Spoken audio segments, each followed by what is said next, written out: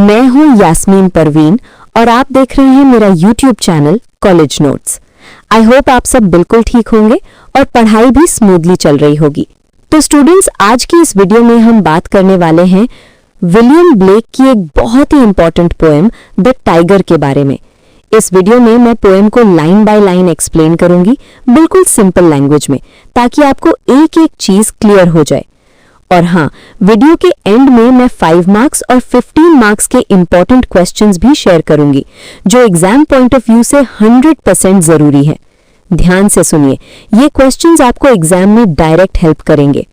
और एक छोटी सी बात, अगर आपको बीए ऑनर्स या जनरल के पेड नोट्स चाहिए तो आप मुझे व्हाट्सएप कर सकते हैं। मैं आपको सिर्फ 399 में पेड पीडीएफ बुक दे दूंगी, इंपॉर्टेंट क्वेश्चंस के आंसर्स के साथ। Simple, clear, exam friendly notes. चलिए अब पोएम स्टार्ट करते हैं।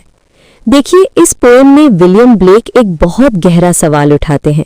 वो बेसिकली गॉड से पूछते हैं, मतलब जब दुनिया में इतने इनोसेंट और जेंटल एनिमल्स ऑलरेडी मौजूद हैं, जैसे शीप, गोट्स, तो फिर एक इतना डेंजरस और फियर्स एनिमल टाइगर बनाने की क्या जरूरत थी? सोचिए जरा। यही तो मेन पॉइंट है। एक्चुअली यहाँ टाइगर सिर्फ एक जानवर नहीं है, ये सिंबल है क्रूअल और विकेड लोगों का।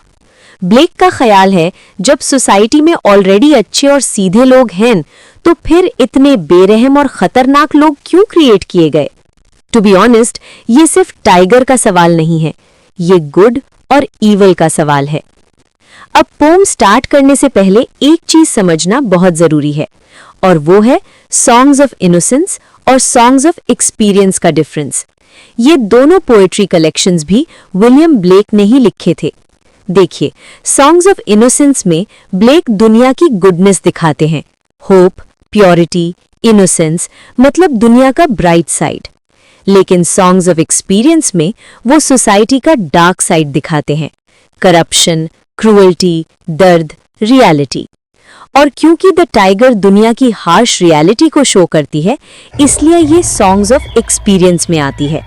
ध्यान से सुनिए, यहां से एग्जाम का क्वेश्चन भी बन सकता है। इसका ऑपोजिट पोएम है the lamb. The lamb innocence को रिप्रेजेंट करता है। एक लैम्ब कितना सॉफ्ट, कितना मासूम होता है, किसी को हर्ट नहीं करता। वो पोएम सॉन्ग्स ऑफ इनोसेंस का पार्ट है। मतलब ब्लेक ने दोनों साइड्स दिखाई हैं, एक तरफ मासूमियत और दूसरी तरफ खौफ और पावर। एक्चुअली ब्लेक का एक स्टाइल था, अगर उन्होंने एक पोएम एक्सपीरियंस में लिखी तो उसका ऑपोजिट आइडिया इनोसेंस में भी लिखा। एग्जाम्पल याद रखिए, द टाइगर और the lamb counter part poems हैं। तो शॉर्ट में याद रखिए, songs of experience, harsh reality, evil, suffering. Songs of innocence, purity, hope, goodness. अब चलिए लाइन बाय लाइन एक्सप्लेनेशन की तरफ बढ़ते हैं। पोएम का असली मजा अब आएगा। Ready? Let's start. Tiger tiger burning bright in the forest of the night. Burning मतलब जगमगाता, ब्राइट मतलब चमकदार। रात को जंगल में टाइगर चमकदार होकर जगमगाता है। यहाँ टाइगर की येलो कलर की वजह से कहा है कि टाइगर रात को जगमगाता है। What immortal hands or eyes could frame thy fearful symmetry?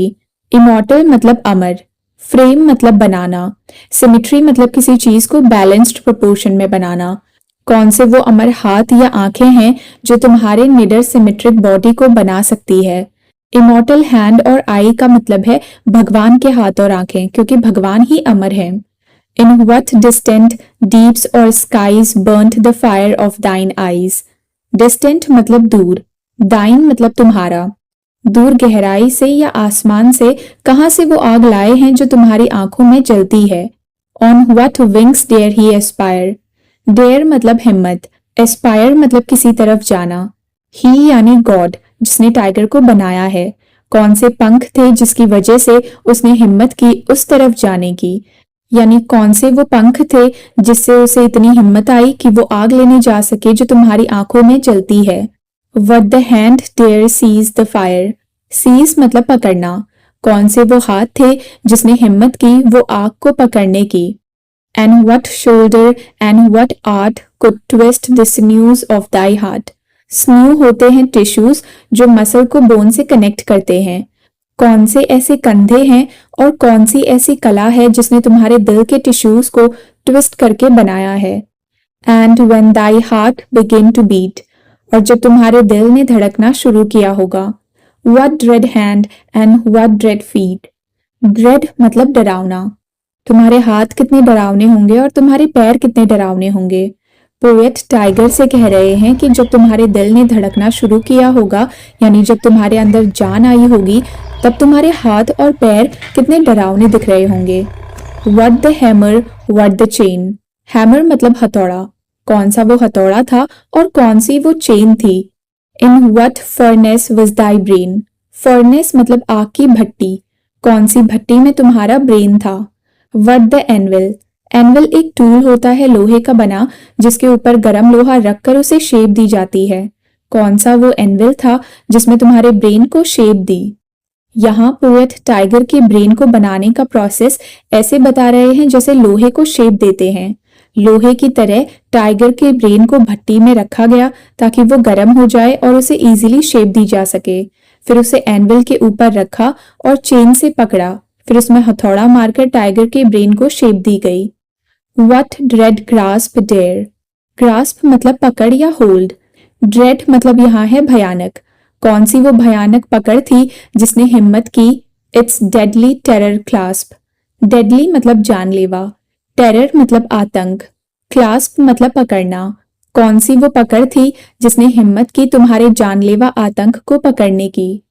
Dread grasp इसीलिए कहा है क्योंकि जो टाइगर के आतंक को होल्ड करके रखे वो हाथ कितने खतरनाक होंगे। When the stars threw down their spears। यहाँ पोएट ने रेफरेंस दिया है जॉन मिल्टन की पोयम पैराडाइज लॉस्ट का। उसमें एक सैटन था यानी शैतान, जिसने भगवान के खिलाफ विद्रोह किया। शैतान और उसके साथियों को ही यहाँ स्टार कहा है। स्पेयर्स मतलब हथियार। जब स्टार्स ने यानी उन शैतानों ने अपने हथियार फेंक दिए। And watered heaven with their tears. और स्वर्ग को अपने आंसुओं से भर दिया। यानी उन शैतानों ने जब भगवान के टाइगर को देखा या भगवान का टाइगर वाला रूप देखा तो उन्होंने अपने हथियार फेंक दिए और स्वर्ग को आंसुओं से गीला कर दिया। Did he smile his work to see. He मतलब भगवान। क्या तब भगवान अपने काम को देखकर खुश हुए। Did he who make the lamp make the. क्या वो जिसने लैम्प को बनाया है उसी ने तुम्हें भी बनाया है। यहाँ पोएट रेफरेंस दे रहे हैं अपनी ही पोयम द लैम्प का, जिसमें लैम्प सिंबलाइज करता है अच्छे इंसानों को। तो पोएट कह रहे हैं कि क्या जिस भगवान ने अच्छे इंसान बनाए उसी ने बुरे भी बनाए। Tiger tiger burning bright in the forest of the night, what immortal hand or eye dare frame thy fearful symmetry. Last stanza में पोएट ने फर्स्ट स्टेंजा ही रिपीट किया है। यहाँ पर ये पोयम एंड होती है। Thank you for watching. जैसे मैंने वीडियो के शुरू में मेंशन किया था कि मैं आप लोगों के साथ इम्पॉर्टेंट क्वेश्चंस शेयर करूंगी, तो देखिए, अगर आपको वो क्वेश्चंस चाहिए तो नीचे कमेंट सेक्शन में जाकर लिख दीजिए क्वेश्चन और व्हाट्सएप करें। नंबर डिस्क्रिप्शन में दिया हुआ है। मेरी टीम आपको पर्सनली रिप्लाई करेगी और आपको उन इम्पॉर्टेंट क्वेश्चंस का PDF सेंड कर देगी। तो देर किस बात की, कमेंट कीजिए, व्हाट्सएप कीजिए और अपनी प्रिपरेशन को और स्ट्रांग बनाइए।